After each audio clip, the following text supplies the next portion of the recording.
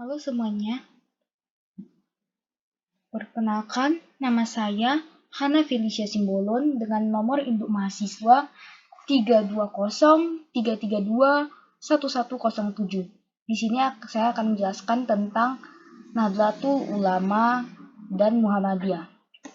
Pertama-tama kita jelaskan tentang sejarah berdirinya Muhammadiyah dan Nahdlatul Ulama.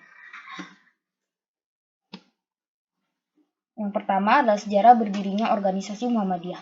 Muhammadiyah didirikan pada tanggal 8 Zulhijjah tahun 1330 Hijriah, bertepatan dengan tanggal 18 November 1912 di Kota Santri, Yogyakarta oleh Kiai Haji Ahmad Dahlan beserta sahabat dekat dan murid-muridnya.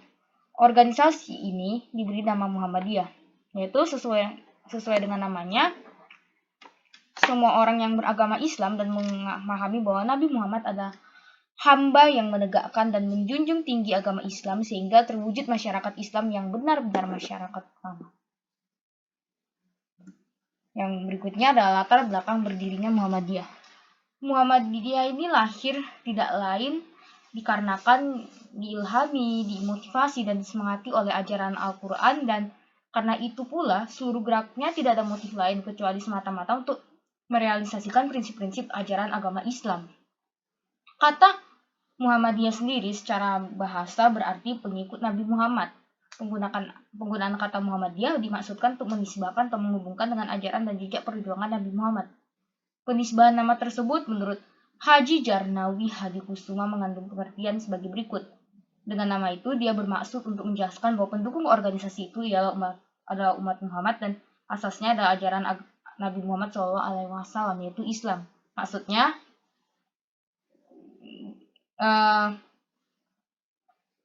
sesuai dengan namanya, organisasi ini didukung oleh ajaran agama Islam, yaitu dari Nabi Muhammad SAW dan umatnya Nabi Muhammad. Dan ajaran Nabi Muhammad SAW ini merupakan azas dari organisasi Muhammadiyah. Ada dua faktor yang menyebabkan terjadinya gerakan ini berdiri. Pertama, yang bersifat internal dari umat Islam. Kenyataannya bahwa ajaran agama Islam yang masuk ke Indonesia kemudian menjadi agama bagi umat Islam di Indonesia sebagai akibat perkembangan Islam pada umumnya yang ternyata sudah tidak utuh dan tidak murni lagi. Sedangkan dari faktor eksternalnya, yaitu pemerintah Belanda merupakan keadaan objektif eksternal umat Islam pertama yang melatar belakangi berdirinya organisasi Muhammadiyah. Berikutnya adalah sejarah berdirinya Nahdlatul Ulama. Nahdlatul Ulama didirikan pada tanggal 16 Rajab pada tahun 1344 Hijriah atau pada tanggal 31 Januari tahun 1926 Masehi. Atas kesadaran dan keinsyafan bahwa setiap manusia hanya bisa memenuhi kebutuhannya bila bersedia untuk hidup bermasyarakat, manusia harus berusaha untuk mewujudkan kebahagiaan dan menolak mara bahaya terhadapnya. Persatuan, ikatan batin, saling bantu-membantu, dan kesatuan merupakan prasyarat dari tumbuhnya tali persaudaraan dan kasih sayang yang menjadi landasan bagi terciptanya tata kemasyarakatan yang baik dan harmonis. Nahdlatul Ulama didirikan pada tanggal 31 Januari tahun 1926 sebagaimana yang telah dijelaskan di atas, tepatnya di kota Surabaya, oleh seorang ulama dan para pedagang untuk membela praktik agama Islam yang tradisionalis yang sesuai dengan mazhab Syafi'i dan kepentingan ekonomi anggotanya. Nahdlatul Ulama adalah organisasi Islam dan pernah menjadi partai politik di Indonesia. NU sendiri memiliki anggota yang berkisar dari 40 juta orang, yaitu pada tahun 2013, hingga lebih dari 108 juta orang, yaitu pada tahun 2019, yang menjadikannya sebagai organisasi Islam terbesar di dunia. Nahdlatul Ulama merupakan badan amal yang mendatangi sekolah, perguruan tinggi, dan rumah sakit, serta mengorganisir masyarakat untuk membantu pengentasan kemiskinan. Berikutnya, bentuk pemikiran NU dan Muhammadiyah. kita bahas tentang bagaimana bentuk pemikiran dari Muhammadiyah.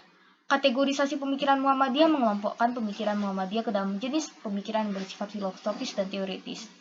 Pemikiran Muhammadiyah dapat disusun secara garis besar filosofi keperjuangan Muhammadiyah dalam 5 prinsip, yaitu tauhid, ibadah, kemasyarakatan atau jamaah, ittiba, tajdid, dan organisasi. Muhammadiyah sebagai gerakan Islam dapat dipahami dari dua segi. Pertama, dapat diartikan bahwa gerakan Muhammadiyah harus berciri atau bersifat Islam, seperti kedisiplinannya dalam menempati waktu. Kedua, dapat diartikan dalam menggerakkan Islam, menjadikan agama ini menjadi bergerak secara dinamis, tidak diam atau statis, sehingga adanya agama Islam dapat dirasakan oleh semua orang, tidak hanya orang-orang Muhammadiyah saja, tetapi juga mendirikan tempat yang bermanfaat lainnya, seperti mendirikan sekolah dan rumah sakit. Sebagai gerakan Islam, organisasi ini berjuang dalam bidang masyarakat, bekerja dan bergerak di tengah-tengah masyarakat dalam melaksanakan dakwah Islam yang berprinsip pada amar ma'ruf nahi munkar, yang dalam arti yang sebenarnya dan seluas-luasnya untuk menggerakkan dan menjunjung tinggi agama Islam sehingga terwujud masyarakat yang mutamadin, yang adil, makmur, serta diridhoi Allah. Maksudnya adalah organisasi ini bertujuan untuk menggerakkan dan menjunjung tinggi agama Islam sehingga terwujudlah masyarakat yang mutamadin, adil, makmur, dan diridhoi Allah.